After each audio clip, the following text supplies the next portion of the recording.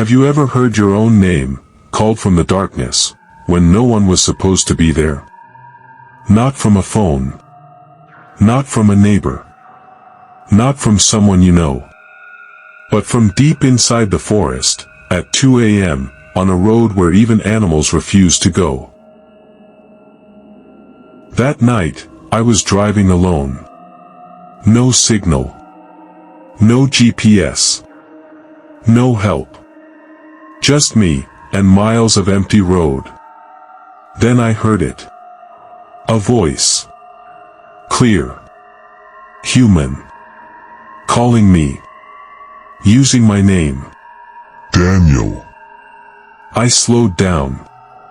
I shouldn't have.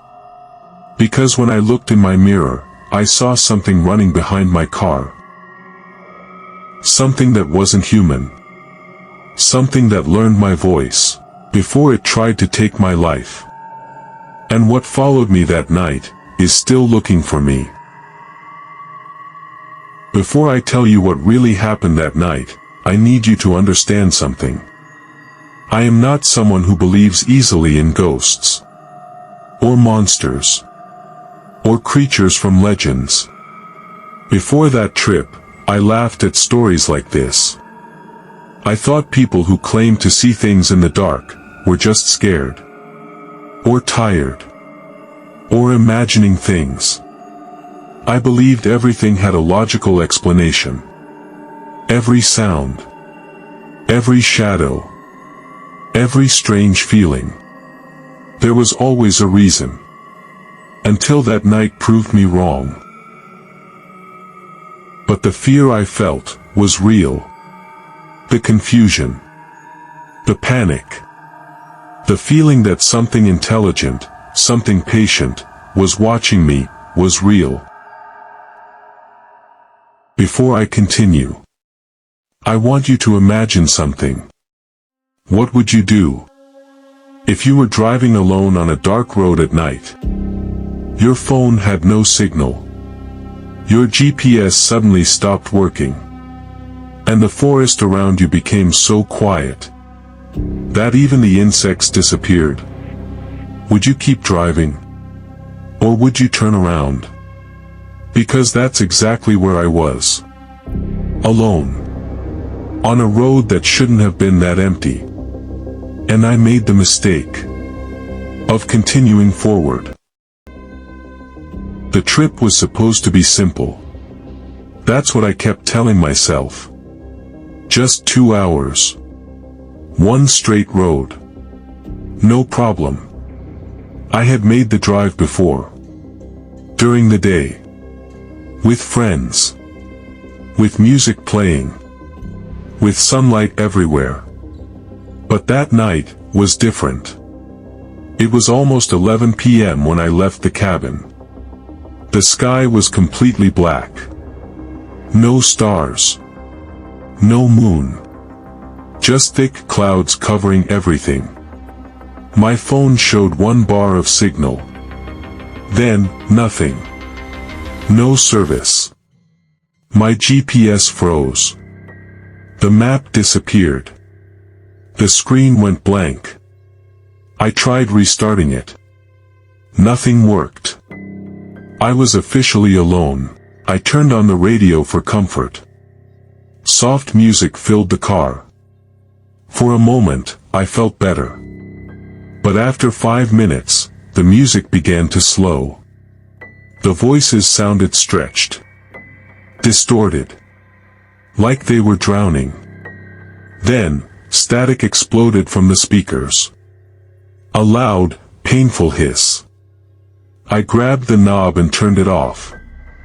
My ears were ringing. My heart was racing. That's when I noticed something strange. The road had changed. It was no longer smooth. It was cracked. Uneven. Like it hadn't been used in years.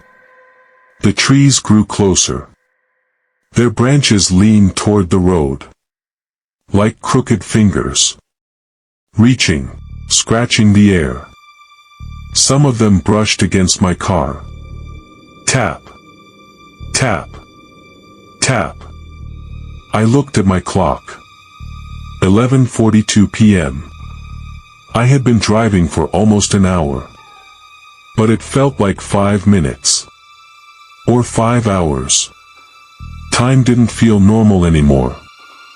I rolled down my window slightly. Just to hear something. Anything. I expected crickets. Wind. Leaves. But there was nothing. No insects. No birds. No animals. Not even the sound of my tires. It was like the world had been muted. My breath sounded too loud. Every time I swallowed, it echoed in my head. I tried calling my brother. No signal. I tried texting. Message failed, over and over. My phone felt useless. I placed it face down. I didn't want to see it anymore. Then, my headlights flickered. Once. Twice. I tightened my grip on the steering wheel. "Please don't die on me," I whispered. The fuel needle dropped suddenly. Faster than it should have. Half tank. Then almost empty. In minutes. That made no sense. I started sweating. Cold sweat. My back was wet. My hands were slippery. Then, I smelled something. Rotten. Like dead leaves mixed with metal. It drifted through my vents. I checked the air conditioning. It was off. But the smell got stronger. My stomach twisted. I gagged. And that's when I realized I hadn't seen a single animal. Not one. No deer. No rabbits. No birds crossing the road. Nothing. Not even roadkill. Just empty darkness. That's when a terrifying thought entered my mind. What if everything that should be here had already run away? About 20 minutes after that strange feeling took over, I saw something move. At first, it was only a shadow. Low. Near the edge of the road. It slipped between the trees. So fast, I almost missed it.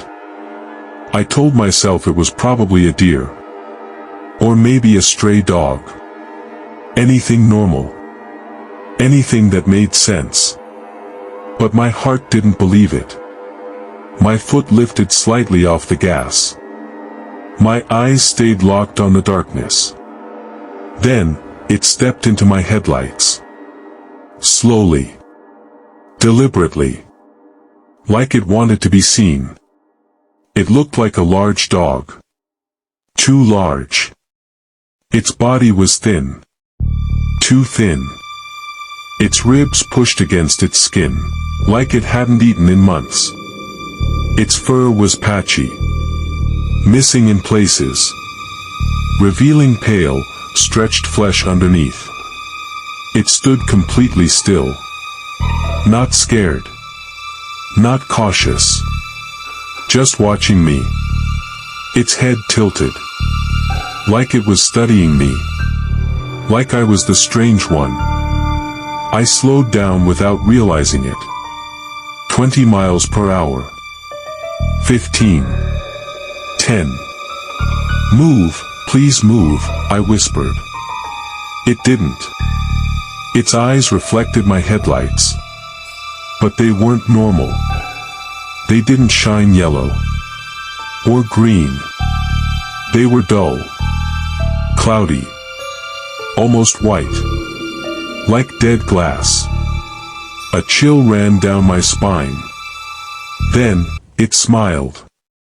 Not like an animal. Animals don't smile. Its lips pulled back. Too far. Exposing teeth that were too straight. Too human. I slammed the brakes.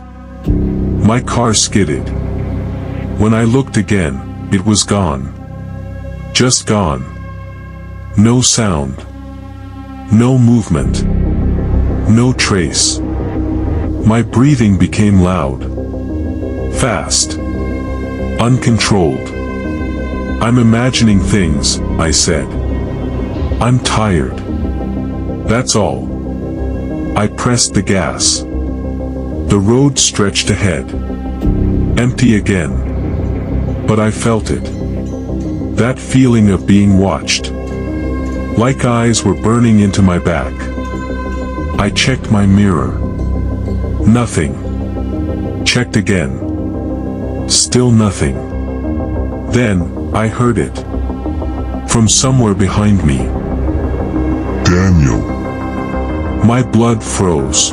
I hadn't told anyone where I was going. No one could be here. No one. I didn't answer. I turned up my car fan, trying to drown it out. But the voice came again. Clearer. Closer. Daniel, wait. It was my brother's voice. Perfect. Every little detail. The way he spoke. The way he paused. My throat tightened. Tears filled my eyes. Stop it, I whispered. Please, stop. Suddenly, something hit my car. Bang.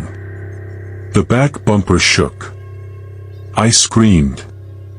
My foot slammed down. The speed climbed. The road blurred. Trees became dark walls. Then, I saw it in my mirror. Running. On all fours. Then standing up. Then running again. Its limbs bent the wrong way. Like they didn't belong to the same body.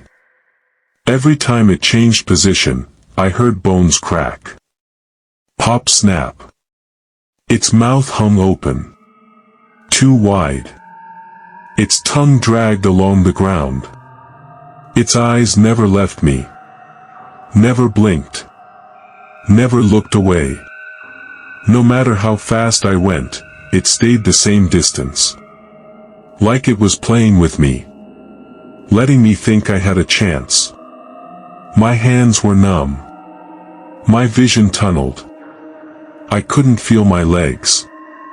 I couldn't feel anything. Except fear. Pure. Raw. Paralyzing fear. I pressed the gas harder.